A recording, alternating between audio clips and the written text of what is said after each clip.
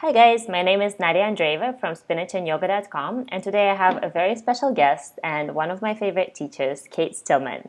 And we're going to talk about Ayurveda in the Western context. So Cate, take a moment to introduce yourself and your practice because you're doing so many different things, and I think people should definitely know what you're up to and where they can find you. Oh, great. Yeah. So I started yogahealer.com in 2002 as an Ayurvedic practitioner and as an Iyengar yoga teacher. Then went on to get certified in Anusara yoga. And I've more or less been straddling the communities in the West between, some of the great yoga teachers, the whole, the Western yoga movement, and some of the great Ayurvedic practitioners and the whole movement and growth of Ayurveda in the more Western world. So my blog talks a lot about that. I have a podcast with interviews with people in both sides of the industry and in between, where some of the holes I think really are for people who are interested in leaning into the evolving edge of vibrant health. That's really cool. And I do love your podcast, so guys, make sure to check that out. So today we're going to talk a little bit about implementing Ayurveda in the Western world. And I think a lot of us, once we hear about Ayurveda, it seems very intuitive. It makes lots of sense. It explains why we feel or crave certain things. But then when we start implementing it, it's like, well, I don't want to be eating curries all the time. And maybe I don't like rice particularly, or my body doesn't react well to beans 3 times a day. But what we do is we tend to idealize people, which we just kind of spoke about. We idealize theories and traditions, and based on that, we just copy them 100% to our life. And this happens to Ayurveda as well. Breaking tradition is, in a way, looked down upon. And we just try to take what worked at some point in India in a completely different context and bring it to our own kitchen, to our own life, to a completely different context, and then kind of feel bad about failing. Why do you think that happens, and where's the break point that we go the wrong way? Yeah, well, it's a great question. There's a lot of levels and layers in there, and I think one is to understand that a lot of the teachers of Ayurveda, the doctors of Ayurveda from India who really have brought Ayurveda to the Western world, I don't think they were at an integral level of consciousness. So they had That's a big statement. It's a big statement. It's a big statement. I think they had amazing access to all 4 states, so they could be in Turiya. So they'd be in non-dual reality, right? So they're living from a place of oneness, right? Of what we would say they're enlightened beings on one hand, which is like the old enlightenment. The old enlightenment was like really getting that you're not your personality, like getting that like your consciousness is part of the whole consciousness. And that's freaking amazing, right? That's awesome. And I'm not undermining that at all. Like we should all strive to experience that in this lifetime, and to, once we have, help other people experience, like really get beyond the limited self sense. They had amazing wisdom. They have amazing wisdom, and far deeper wisdom than I have of Ayurveda. But I'm not sure they were looking at an integral level of consciousness, which is really understanding how culture and humans develop over time, and develop through the different stages of both cognitive development and inner development, interpersonal development, and that's a big thing. So they weren't necessarily looking from a cultural perspective at like, okay, there's certain ways that we do this in India. And there are certain ways, there's really a lot of truth that the Western world's also figured out. And how do we take the best of both? And so we got this no, this is how we do it in India, so this is how we're going to do it here, with really not much regard to that, oh, you're from Russia, so your physiology is totally different than someone who's been in India, and say you had, 10 generations of Russians in your ancestry who grew up in a totally different ecosystem, using totally different spices and having totally different food sadhana, which your physiology resonates with. So there's resonance, there's vibration and resonance in your physiology. Like for me, it's caraway seeds. I have a grandmother from Poland and a grandfather from Russia on one side of my family, the Jewish side. And like the caraway, oh my gosh, it's like I smell it and I'm like, You feel the home. ancestral memory of my body is like, wow, yes, you know? And then on my other side, I have a French grandmother and a Scandinavian grandfather. So I am such an American. I'm such a mutt. But I can tell certain foods that there's this resonance of. And so those foods are going to be the easiest for me to digest and absorb. I think And that's really different. Cool. Yeah. And so then that's like one part of it. And then the other part of it is looking at what's happening in culture. So like you and I, we sit for work a lot. I mean, I have a standing desk, I have a walking desk, I have a seating desk. I do not like build cement walls with my body. You know, I don't like carry rocks on my head from one part of town to the other part of town to build the road. So what my body needs, and even when I was teaching quite a bit of yoga, it's mostly a talking profession, right? Where you're sitting and you're connecting and you're talking, you're moving a lot of subtle energy. That diet is going to be really, really different from the woman who's like moving rocks from one side of the village to build the road on the other side of town. And so if this isn't taken into account, if we're not taking into account like, wow, like the humans that we're advising have a postmodern level of consciousness. They exercise, but other than their exercise, they're fairly sedentary. But they do spend a lot of time thinking and consuming information. They spend a lot of time. Exactly. And so what are the best practices? What are what is the best ways, like the best plants we have that are local to this ecosystem that and that have a resonance with their ancestry that we can use. And so what I felt like happened is a lot of the core concepts of Ayurveda, like the best teachings and even some of the best practices, they came in, but they're all mixed up with the cultural baggage. And now we're just like extracting out the cultural baggage and being like, I love the principles like hold the rice and dal, you know, unless I want Indian food, right? But like rice and dal isn't part of my Ayurveda. It's not, my ancestors didn't eat rice and dal. Like, I don't mind it, like, but it doesn't do anything for me compared to having like a green smoothie with local greens and invasive weeds and blah, blah, blah, and local fruits where like, I'm like, wow, I feel the energy of this. And I can use this energy to like really do something in the world, and my subtle channels are open. And there's a reason I think that if we look too at why foods become popular, and this is what I just started to do. I was like, why did the green smoothie revolution happen at this point in history, at this point in time? You know, it's just being very interested in that instead of saying like, that's not Ayurvedic. Yeah. And I guess also not feeling guilty about letting go. Like I personally had to work through it a lot this spring when during Panchakarma, I just could not eat rice. I never eat rice. I don't like rice. So I chose to eat only lentil soup with vegetables. And for me, it was like, this voice that I'm doing something wrong. I'm doing something so wrong. It's not going to have an effect.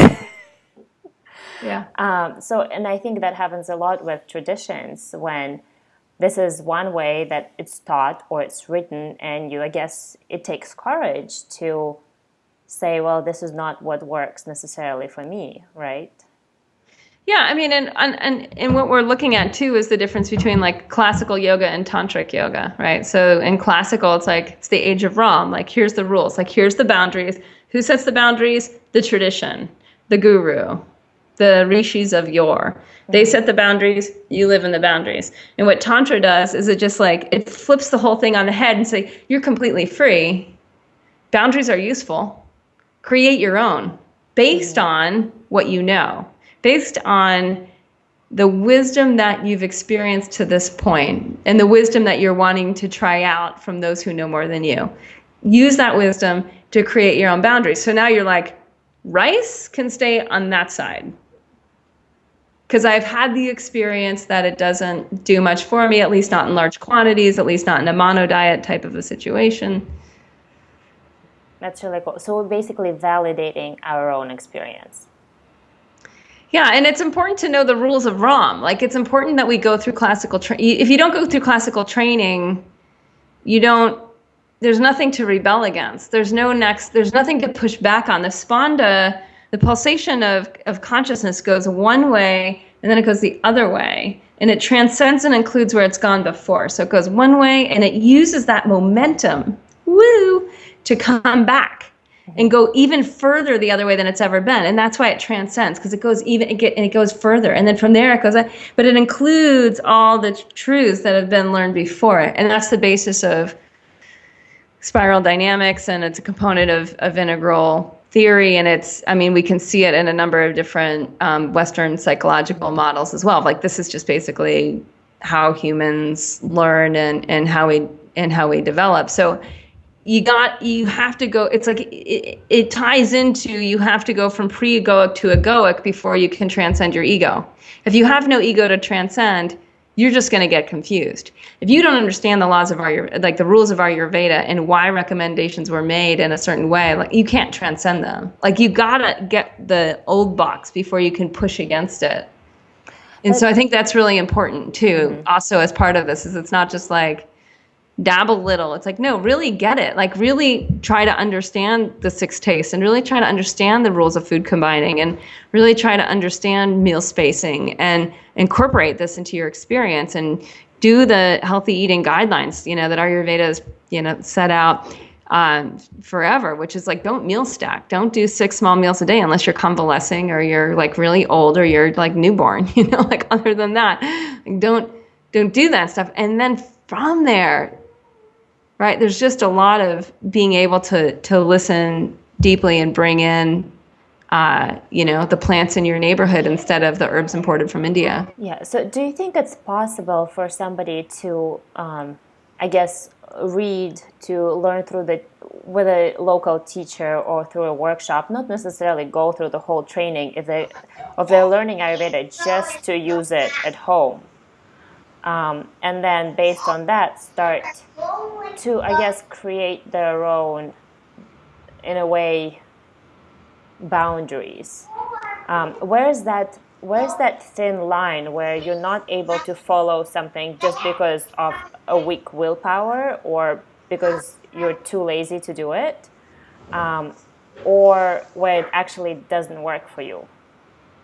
Do you know what I'm saying? I do know what you're saying. Because it's a great question. And it's kind of saying, like, it's also saying, like, how do we really evolve? Like, how do we take the things that are hard to do but worth doing and get to the other side of that? So that's what I'm hearing is, like, in a part of that question. And then there's another part of the question is, like, how do I know, because I've gone to the other side, that this really doesn't work for me? This really isn't. Yeah. This isn't really right. What I keep finding, because I've developed this whole yoga health coaching certification for yoga teachers to basically teach the habits of the most basic habits in their yoga classrooms as part of an in-depth habit change course, is that community it's essential. Like, if you aren't trying to do this in conversation with others, it's so hard to have momentum. It's hard to have accountability. It's hard to know a lot of the stuff by your, in your own mind, because you can get stuck in a little, like, reroute pattern in your own mind. And when we have community, great things can happen. Someone in my Living Ayurveda course 2 nights ago shared she has all these autoimmune issues. And we're like 3 months into a 9-month course, and she gets Dinacharya, the daily rhythm. She gets the whole, like, subtle body anatomy, energetics of Ayurveda. She gets the sort of, like the 3-month version of Ayurveda. Like, she's gone through that, and she knows a ton about yoga. Most people in the course do. So she has a lot of subtle body experience, and she just got really strict with herself. And she's like, I'm only going to eat twice a day and see if that reduces the inflammation that's causing my autoimmune diseases. And she found within a week that her inflammation was unbelievably improved. Mm-hmm. But her emotional a freaking wreck. And all this grief from when her mother died 30 years ago started to come out from every orifice. She's crying. She just doesn't know. And if she doesn't have anywhere to turn, what she's going to say is 2 meals a day doesn't work. Yeah. And then she may have chronic inflammation and her autoimmune disorders might get worse, et cetera, et cetera, et cetera. But for her constitution, and she has Manda Agni, and there's reasons that she ascertained for herself that Manda Agni, 2 meals a day might be a better idea. She's older, she's in her 60s. And that resonated with her mind and her reasoning, totally resonated with her Anamaya kosha, and her emotional body went through the washing machine. If she doesn't have anywhere to turn, she doesn't have support and someone to give her feedback, encouragement, someone to offer other modalities to how she can ground the, emotional body through a dramatic shift in her physiology, she'll probably fail. Mm-hmm. So I guess I'm not sure I'm answering your question, but it's like, I think there's so much to habit change that has to do with culture. And we have to get that. We're not objective. We're totally influenced by what's available in the grocery store and what's not available. But basically before deciding whether something is not working for you or whether you're just not able to go through the process on your own, make sure that you have support. Yeah. And this is the coolest thing. I mean, I think, Nadya, this is what you and I are doing in our work right now. It's like we're creating these support communities, through our newsletter, through our blogging, through the interviews that we're having with other people, and then through courses where it's a lot more support from us, a lot more intimate of group setting. And all someone has to do is say, you know what, this is important. I'm going to invest in this. I'm going to find a community that can contain me through the process of the next growth cycle, and we have to just, I think, get really honest with ourselves. It's like, you're not learning Ayurveda in a culture that gets it at all. Yeah. So you've got to create the culture that gets it. And if you don't have that cultural component to it, it's going to be really hard to figure out what actually works and what doesn't work. It's going to be hard to get the age of Ram. It's going to be hard to really figure out what the traditional rules are, why they are, and then which ones you can bend and curve. Yeah, I think that's such an important question to talk about, because even talking about simple things, not necessarily about Ayurveda, but for example, let's take sugar. Lots of people will try to take it out of the diet, won't be able to do it because of that emotional component that will be awakened, and they will be like, well, I do need sugar. I need just a little bit of it. And then it goes back to the old ways that it was. So I think your idea of having the support, whether it's a teacher or a community, is very timely, and it's really great that you highlighted it.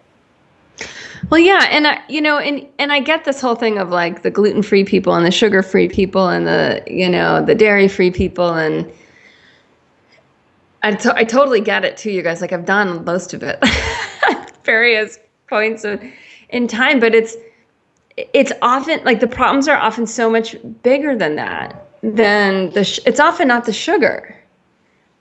It's often just that the sugar is supporting an energy cycle that's just really up and down and up and down and up and down, and we're used to that in our mind. So our mind's kind of addicted to that pattern and all that. Whereas if we look at what do we really want from not having sugar? Well, maybe we're just noticing that we're anxious and we get that there's a connection with sugar and anxiety. And maybe we just feel like we're not making the better choices and we really don't like our career as much as we thought we would. And we have debt and it's just kind of a bummer, but the sugar makes us feel like it's a little bit less of a bummer. So there's a deeper discontent. And maybe we're in a cycle where we're eating late at night, we're staying out, we're watching mind-numbing TV because we really don't like our life that much. And then we take out sugar. It's whoa, keep the sugar, baby. The sugar might really help you deal with getting over a job transition. And if that's the case, and you start to find your dharma, the sugar is going to fall away because the sugar is cheap shit. It's like crack. It's like give me sugar. And you get to a point where everything in your life is vibrating at another level, and you put the sugar in and you're you can't swallow it, and you spit it out because it doesn't have resonance anymore in your physiology. Yeah, it's so true. that once you're ready, once you prepare the ground for a change, then the change happens so much easier. Let's talk just a couple of, for somebody who is just thinking about starting Ayurveda, like very new, maybe read 1 or 2 books, maybe heard a couple of interviews. What are some Ayurvedic principles that are worth exploring or like looking into? Well, I mean, the first place to go, and this is what we do in the yoga health coaching program, is we just get the dinacharya, the daily rhythms set inside out. Because that's, and this is the, go to bed early, wake up early, open your subtle body anatomy through breathing and movement and, getting actually before that, getting on time. Hydrating, pooping, moving, eating something that's nourishing and apropos for your constitution.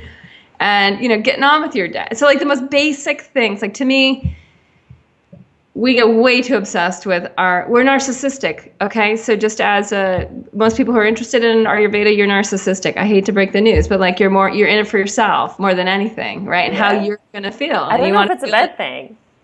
No, it's not a bad thing, but it can be because we can get stuck in it. Yeah. And so when Ayurveda comes into this sense, we're like, I'm special. What's my constitution? What are my special food lists? What are this? Oh, I can't eat that. You're at the dinner party and someone's like, I can't eat that. And it's like, oh my God, now you have that weird, it's narcissistic. Yeah. They're not really aware of this whole dynamic and no one really gives a shit what they can eat and what they can't eat. Mind my French. If we really look at Ayurveda, it's a pull into the whole first, right? It's a pull into nature first. Right? So it's not a push to the individual. The whole always comes before the one, right? 2 adults make 1 child, right? The 2 is before the 1. The ancestry is before the 1, the unique individual. Energy works that way. The pulsation is the whole into the 1, the ground of being into the evolutionary impulse, the impulse for something to happen.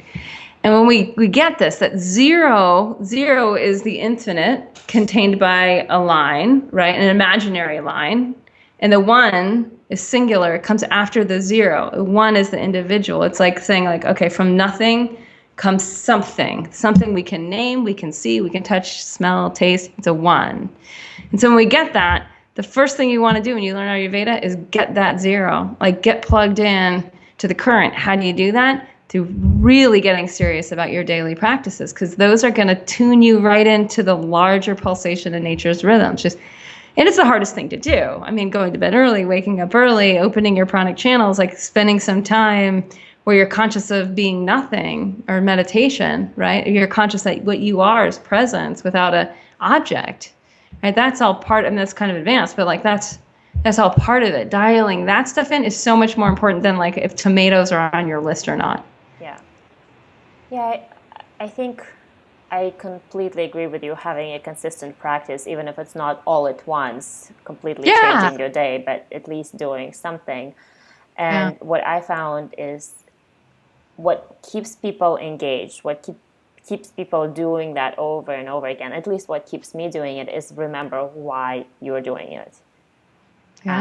And when you know how exactly you want to feel, why you want to feel that way, if you want to be there for your children, if you want to be an example for people who surround you, that keeps me going to my mat. It keeps me dropping Nadya to my nose every morning. And that's my motivation. So I think rediscovering motivation is really important when creating that new routine, because it can be challenging in the beginning. Yeah, and no, I mean, I did a lot of research on this with the yoga health coaching, and like it's really interesting, some of the research on habit change and motivation, and they're like, you cannot depend on motivation at all, because your motivation, it has its own pulsation. It goes up and down and up and down and up and down and up and down. So to create a habit, say you're trying to create a habit like you want to eat a lighter dinner, and so that you can go to bed earlier, so you can have more energy. So you have you get it. You're like, I'm at 70% energy. I'm like not really showing up for my life, and it's bumming me out that I'm kind of missing my own life. And I get that, like, I don't really like my job, and I don't really have that much energy. But then you wake up to like, wow, my yoga teacher inspired me, or so and so, my Ayurvedic practitioner, so and so inspired me, that like I'm in the driver's seat. and I can make some choices that will enable me to feel, more energy. So there's going to be times of high motivation. When you're highly motivated, like write out your food schedule for the week. Like write out like, okay, Monday night I'm going to have like carrot soup for dinner, and Tuesday night I'm going to have, a cucumber salad for dinner, and I'm going to have a lighter dinner. I'm going to eat at 6:00, and you use that high motivation time to like go to the grocery store and like prepare some of the food so that they're easier to get then.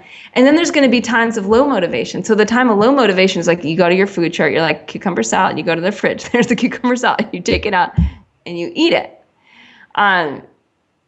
The other big thing is like we need external reference. So we need accountability, we need community, we need someone that is helping us either stay on track or not. Because if it's just between me and me, like good luck me. Well, I don't know if I agree with that. I think personal integrity can be very helpful. Like knowing that I am in integrity with myself can be a huge accountability thing. I'm not going to disagree. I agree. I'm just saying, like, I always look for like what's the easiest possible route between A and B, and if you have the support of the whole, it's like the one. It goes back to the 1 and the 0. Like if you make yourself more into a 0 than you are a 1, it's going to be easier. It's like why I worked so much with yoga teachers and yoga studios, both in their businesses and also with the health coaching coaches and with individuals. And one thing that we always notice is that like class is magical. Something happens. Like personal practice is awesome and it's good maintenance. But what happens in class when the group comes together, when there's a greater whole, and it's like say there's 10 people in class, like 10 tenths. There's like one person, that's 1/10. There's 2 people, that's 2/10. The 10 tenths is different than the whole. It's different than the one that comes together with that it's made out of 10 tenths. That one is greater than the sum of its parts, right? The whole is greater than the sum of its parts. Where does that come from? So with habit change and with learning something like Ayurveda, where most of us aren't going to get that much external conversation around it in a supportive way, that it's just going to be really hard. So paying a lot of attention to blogs like ours or podcasts like ours, and getting yourself enrolled in a group of people that are doing, and that's why I started the Living Ayurveda course, is just to get people that yoga teachers and yoga students and people who were those are the people that I've really found, body workers that are like the most interested in Ayurveda, or people who've just seen a practitioner for a while and they're like, I really want to understand my subtle body anatomy and understand these concepts, and just realize that like a lot of the way you're going to understand that is through an intimate conversation where there's some accountability for your practices. Yeah, so true. And I think we'll see more and more of this. That's my hope, is that like communities will wake up to like more and more of this, that it's not about the drop-in class and it's not about the drop-in workshop. It's about this. It's like the high commitment community transformation. Yeah, that's something that's consistent. Yeah, and has the commitment where you're like, okay, like I'm really gonna try this food combining stuff, and I'm really gonna try this healthy eating guidelines, and I'm gonna do it with a group of people who are gonna be like, yo, slacker. Like, go, you're bringing us down. Because most people know that they'll show up more for a group than they will for themselves. Yeah. That's really helpful. Well, thank you, Cate, for sharing your wisdom. And where can people find about your programs? Because you have several for yoga teachers, for people who just want to do it for themselves. Where can people learn more about it? Yeah, just go to yogahealer.com. That's the hub. Okay, and I'm going to post the link right below the video, guys, so you can just click on the link and check out Cate's website. Thank you. Yeah, Nadya, thank you, and thanks for all the work that you're doing to really, I think, bring a lot of different voices into the conversation. It's wonderful. Thanks.